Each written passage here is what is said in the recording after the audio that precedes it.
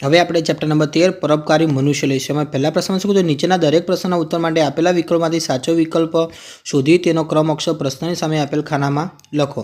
પહેલો છે કે લેખકને આંજણી થતાં તેમણે 2-3 દિવસ સુધી કેમ કાંઈ ઈલાજ કર્યો નહીં?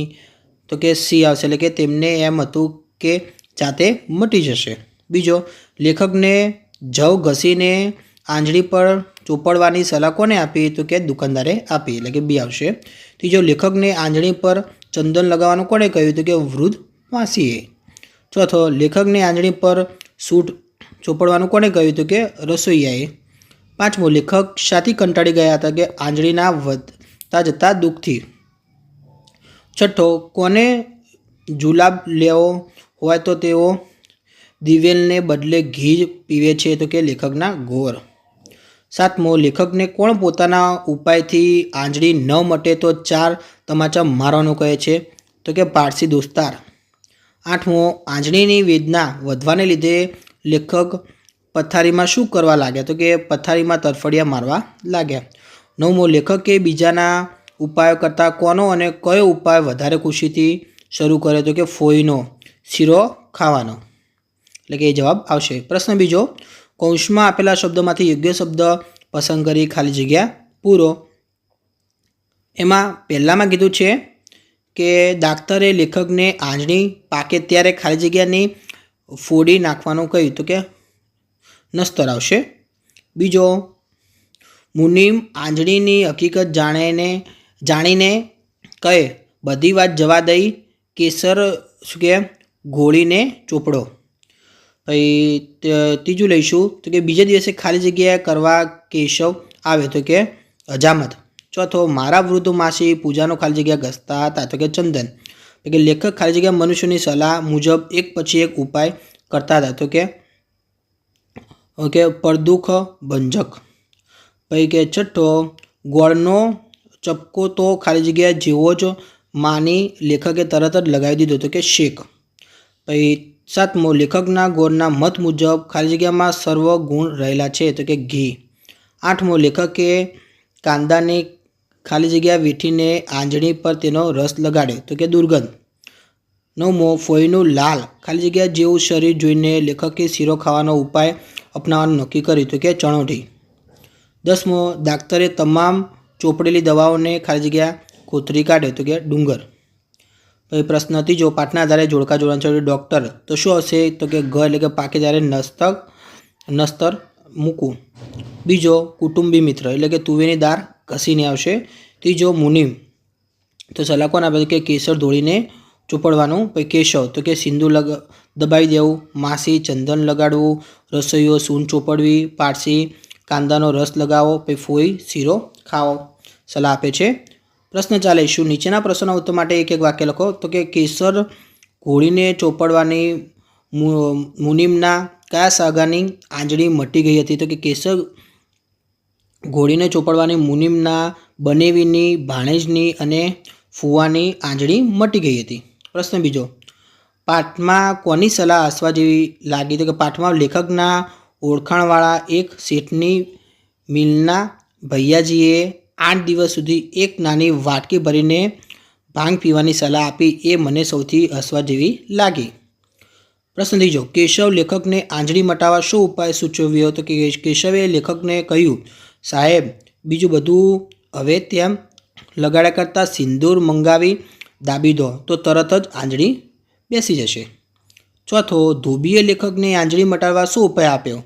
ધોબીએ લેખકને કહ્યું, લવિંગ ઘસીને ચોપડો બળતરા બળશે પણ આંજણી ઊભી જ નહીં રહે। પાંચમો, ગોળના વેપારી મુજબ આંજણી પર ગોળનો ચપકો મારવાનો ઉપાય કેવો છે? તો કે ગોળના વેપારી મુજબ આંજણી પર ગોળનો ચપકો મારવાનો ઉપાય એક ગરીબ માણસનો ઉપાય છે। છઠ્ઠો, લેખકના ગોર લેખકને આંજણીનો શું ઉપાય બતાવે છે? તો કે લેખકના ગોર લેખકને આંજણીનો ઉપાય તરીકે એલચીને ધીમા ઘસીને ચોપડવાનું કહે છે। પછી સાતમો, એક પછી એક બધાની સલાહનો અમલ કર્યા બાદ આંજણીના શા હાલ થયા? તો કે એક પછી એક બધાની સલાહનો અમલ કરવાના કારણે આંજણી પર દવાઓના પડ ઉપરા ઉપરી કરવાથી આંખની બાજુ પર એક નાની ડુંગળી બની રહી હતી। 8મો, લેખકે કોનો કોનો આભાર જાહેરમાં માનવાની તક લીધી? તો કે લેખકે હિતેચ્છુઓને તેમની દયા ખાઈને તેમના આંજળીના દુઃખના ભારને ઓછો કરવા કાળજી કરી તેમનો જાહેરમાં આભાર માનવાની તક લીધી.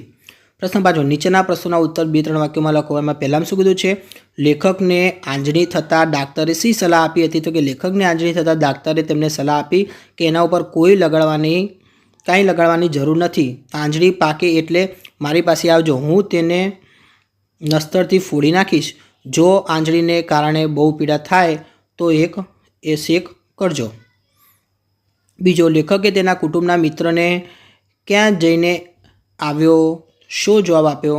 તો લેખકે તેના કુટુંબના મિત્રને ક્યાં જઈને આવ્યો જવાબ આપ્યો કે આંજળી થઈ છે માટે ડાક્ટર પાસે ગયો હતો, પણ ડાક્ટર કહે એને શું કે છેડશો નહીં, એની કંઈ દવા નથી, પાકે એટલે નસ્તરથી ફોડી નાખીશું. પછી મિલના ભૈયાજીએ લેખકને આંજળી મટાડવા શું ઉપાય બતાવ્યો? લેખકે તે ઉપાય કેમ ન કર્યો? તો કે મિલના ભૈયાજીએ લેખકને આંજળી મટાડવા માટે 8 દિવસ નાની વાટકી ભાંગ પીવાનો ઉપાય બતાવ્યો. લેખકે કંઈ પણ કેફી પદાર્થ પીતા ન હોવાથી ભૈયાજીને બતાવેલો ઉપાય તેમણે ન કર્યો. ચોથો, ગોળ વેચનાર વેપારીએ લેખકને આંજળીનો શું ઉપાય બતાવવા શું કહ્યું? તો કે ગોળ વેચનાર વેપારીએ લેખકને આંજળીનો ઉપાય બતાવવા કહ્યું, શેઠજી, અમારા લોક તો આવી આંજળી થઈ હોય તો તેના ઉપર ગોળનો ચપકો દઈ દે, છરીના પાના ઉપર ગોળ મૂકી તેને ગરમ કરી લગાવી દેતો. 5મો, લેખકને આંજળી પર એલચીને ઘી લગાવતા જોઈ પારસી દોસ્તારે શું કહ્યું? લેખકને આંજળી પર એલચીને ઘી લગાવતા જોઈ પારસી દોસ્તારે કહ્યું, અરર મિસ્ટર, આ શું કરી મૂક્યું છે? આંખને ઘી ગોળ ખવડાવો છો? એક કાંદો કાપી તેનો રસ લગાવી દો. ડાક્ટરે શું કર્યું જેથી લેખકને આંજળીમાં આરામ લાગવા માંડ્યો? તો કે ડાક્ટરે લેખકને ચોપડેલ દવાઓના ડુંગરને ખોતરી અંદરથી આંજળીને કાઢી તેના પર નડતર મૂક્યું, જેથી બગાડ નીકળી જવાથી સાથે જ આરામ લાગવા માંડ્યો. તો કે ઊંટવેદ શબ્દનો અર્થ જણાવીને લખો. તો કે ઊંટવેદ એટલે કે જે માણસની દવા કરનારને લાયક ન હોય એવો લેબાનો વેદ. આથી ઊંટવેદુ એટલે પરિણામ શું આવશે તે વિચાર્યા વગર કરવામાં આવતો દર્દીનો ઉપચાર. 8મો, પરોપકાર એટલે શું? તો કે પરોપકાર એટલે બદલામાં કશું મેળવવાની આશા વગર કરેલો ઉપકાર. એટલે પરોપકાર એ વર્તણૂકનો એક પ્રકાર છે. એ મુજબ વ્યક્તિ અન્યની સંભાળ અને સુખાકારીને લગતા કાર્યો કરે છે. પ્રશ્ન 6, નીચેના પ્રશ્નનો ઉત્તર 4-5 વાક્યોમાં લખો. પહેલામાં શું કીધું છે? લેખકે ડાક્ટરના કયા મુજબ આંજળીને કઈ દવા નથી તેવું કહ્યું, ત્યારે કુટુંબના મિત્રે શું કહ્યું? તો કે લેખકે ડાક્ટરના કયા મુજબ આંજળીને કઈ દવા નથી તેવું કહ્યું, ત્યારે મિત્ર કહ્યું, ડાક્ટરે આજે દવા ના આપી, વળી કહે છે કે એની કંઈ જ દવા નથી. ત્યારે એમના ભણતરમાં શું પૂળો મૂકવાનો છે? કહે છે કે પાકે ત્યારે આવજો, નસ્તર મૂકીશું. કે તમે પણ ભલા માણસ છો, એક કોળીનું ખર્ચ નથી, તુવેરની દાળ ઘસીને ચોપડી દો.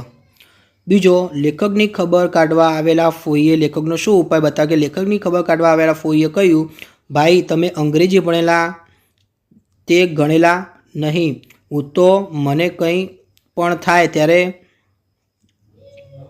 જરા લોટ ધીમા શેકી ખાઈ લઉં.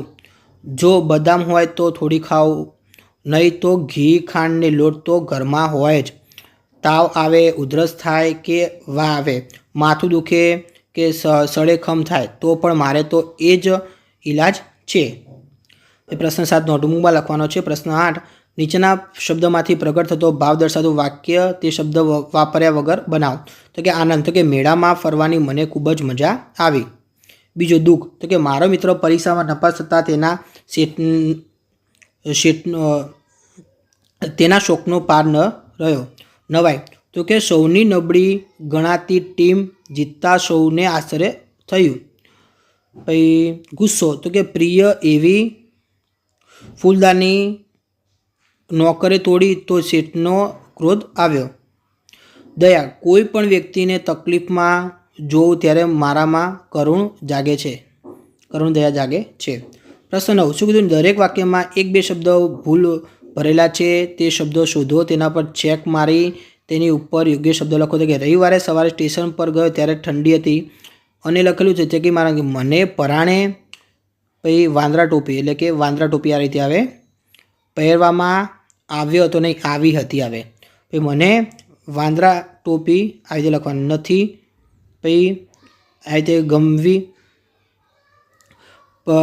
શું કહેવાય પણ એ પહેરવી પડશે એ શરતે મને સ્ટેશન જવાની રજા આપવામાં આવું હતી એવું ના આવી હતી આવે, આવું બદલે આવી આવે. ઓકે ચલો પ્રશ્ન 10. લીટી કરેલા શબ્દો આડા અવળા મુકાઈ ગયા છે, તેમને યોગ્ય વાક્યમાં ગોઠવો. જો પહેલું છે ચંદુ શું કીધું છે? ચરચરાટ હસે છે, તો કે ચંદુ ખડખડાટ હસે છે. બીજું બનશે તો કે પાણી એવું ઠંડુ હતું કે મારા હાથમાં ખડખડાટ થયો, તો કે પાણી એવું ઠંડુ હતું કે મારા હાથમાં ચરચરાટ થઈ. પછી ત્રીજું શનિવારે સવારે પણ મનુ ધબાટ ઊંઘતો હતો, તો કે શનિવારે સવારે પણ મનુ ઘસઘસાટ ઊંઘતો હતો. પછી માથામાં વેણી નાખેલી પુષ્પા વર્ગમાં પ્રવેશી અને ઘસઘસાટ થયા, તો કે માથામાં વેણી નાખેલી પુષ્પા વર્ગમાં પ્રવેશી અને મગમગાટ થયું. પછી હાથીભાઈ આવે એટલે મગમગાટ તો થાય જ, તો કે હાથીભાઈ આવે એટલે કે ધબધબાટ તો થાય જ. પ્રશ્ન 11. કૌંસમાં આપેલા શબ્દોને યોગ્ય સ્વરૂપ આપી ઉદાહરણ મુજબ ખાલી જગ્યા પૂરો. તો કે આદિત્યએ કહ્યું હું ખાલી જગ્યા આવવું, તો કે આવીને આવશે. બીજામાં આવશે અજય ભજન ગાવ, તો કે ગાઈને આવશે. ત્રીજું રોશન એના માતા પિતાનું નામ રોશન કરું ના આવે, તો કે કરતો રહેશે આવશે. ચોથું સિદ્ધાર્થ ઘર છોડું નહીં આવે, છોડીને ચાલ્યો ગયો આવશે. ચલો શબ્દોની જોડણી સુધારીને લખવાનું. તો પીડા, પછી દાક્તર, કુટુંબ, મુનિમ, હકીકત, સિંદૂર, સૂંઠ, લવિંગ, પરિણામ અને જુલાબ આ રીતે આવશે. પ્રશ્નથી લઈશું. સમાનાર્થી શબ્દો કીધા છે 2-2, તો કે આભારનો ઉપકાર અને અહેસાન, જરા તો થોડું અને લગીર, પછી ચપકો તો કે ડામ અને ચબકો આવશે. પછી ગરીબ તો નિર્ધન અને દરિદ્ર આવશે. સ્વાદ તો રસ અને આનંદ, ઉપાય તો ઈલાજ અને યુક્તિ, પીડા તો દુઃખ અને વેદના, ખબર તો સમાચાર અને બાતમી. વિરોધી તો ભારેનું હલકું, ઉત્તમનું આવશે કૃષ્ણ, ઉત્તર તો પ્રશ્ન, ઉપાય તો નિરુપાય, સ્વાદ તો બેસ્વાદ, સુગંધ તો દુર્ગંધ, બહુ તો થોડું, અંદર તો બહાર, વિધવા તો સધવા, કાળજી તો બેકાળજી. પ્રશ્ન નંબર 10. નીચેના અનેકાર્થી કે વર્ણસામ્ય ધરાવતા શબ્દોના અર્થ લખો. તો કે ગુણ તો કે સદ્ગુણ, બીજું માડી તો કે માતા અથવા દેવી, ગોળ તો વર્તુળના આકારનું, સાંજ તો સંધ્યાકાળ, અમલ તો શુદ્ધ, ગુણ તો કે થેલો, માંડી તો મેળી કે મેળો, ગોળ તો શેરડીના રસને ઉકાળીને બનાવવાનું એક ખાદ્ય, સાજ શણગાર, અમલ તો કે સત્તા. ચલો શબ્દો સૌ માટે એક શબ્દ. તો શરીર ઉપરની વાડ કાપની ક્રિયા કરવી, તો કે નસ્તર, તો કે પાપડના મૂળ આગળ થતી ફોલ્લી, તો કે આંજણી, કદી નિષ્ફળ ન જાય તેવું, તો આવશે રામબાણ. પછી પારો, શિશુ અને ગંધકની મેળવણીનો લાભ ભૂકો, તો કે સિંદૂર આવે. પછી ધોબીને ધોવા આપેલા કપડાની ગાંસડી, તો કે ખેપ આવે. પછી છઠ્ઠો, જેનો પતિ મૃત્યુ પામ્યો છે તેવી સ્ત્રી, તો કે વિધવા આવે. 47. નીચેના રૂઢિપ્રયોગોનો અર્થ આપી વાક્ય પ્રયોગ કરો. તો કે પૂળો મૂકવો, તો કે ખતમ કરવું, નાશ કરો અથવા સળગાવી મૂકવું. વાક્ય કે બાપે કહ્યું તારા પૈસાને મારે પૂળો મૂકવો છે, તું અમને સાચવી શકતો નથી. બીજો વાત જવા દેવી એટલે કે પ્રસંગ ઉડાડી દેવો, એટલે કે સભામાં મંત્રીની વાત કાને ન ધરીને સૌએ વાત જવા દીધી. પછી છે પ્રવૃત્તિમાં ઉદાહરણ વાંચો ને નીચે મુજબ વાક્યો બનાવીને લખો. તો કે ચોપડી વાંચી, તો કે જુઓ તો ખરા વાંચીને મારી ચોપડી ઘસાઈ ગઈ છે. પછી કે નોટ લખી, તો કે જુઓ તો ખરા લખીને મારી નોટ ભરાઈ ગઈ. પગ ચાલી, તો કે જુઓ તો ખરા ચાલીને મારા પગે ગોટલા જામી ગયા છે. કાન સાંભળી, તો કે જુઓ તો ખરા સાંભળીને મારા કાન થાકી ગયા છે. ખુરશી બેસી, તો કે જુઓ તો ખરા ખુરશી પર બેસીને કંટાળો આવી ગયો.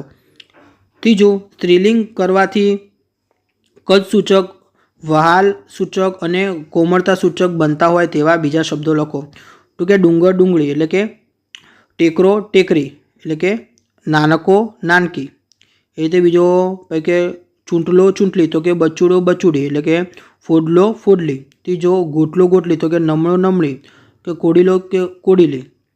પછી ચોથો આપેલા શબ્દો પરથી રમૂજી વાક્ય બનાવો અને હસો તો કે મચ્છર અને મગર. રમૂજી વાક્ય તો મચ્છર મગરને કરડવા ગયો, લોહી તો ના મળ્યું પણ ચાંચ તૂટી ગઈ. બીજું મરચું અને ખાંડ તો કે મારો મિત્ર બહાદુરી બતાવવા આખું લીલું મરચું ખાઈ ગયો પણ પછી જીભમાં બળતરા શાંત કરવા માટે ખાંડ શોધવા લાગ્યો. હાથી અને રિક્ષા તો રસ્તાની પડકે ઊભેલી રિક્ષાને હાથીનું પાછું શું કે અડતા રિક્ષા પલટી ગઈ. વિદ્યાર્થી મિત્રો, તમને મારા વિડીયો ગમ્યા તો ચેનલ લાઇક શેર અને સબસ્ક્રાઈબ કરવાનું ભૂલતા નહીં.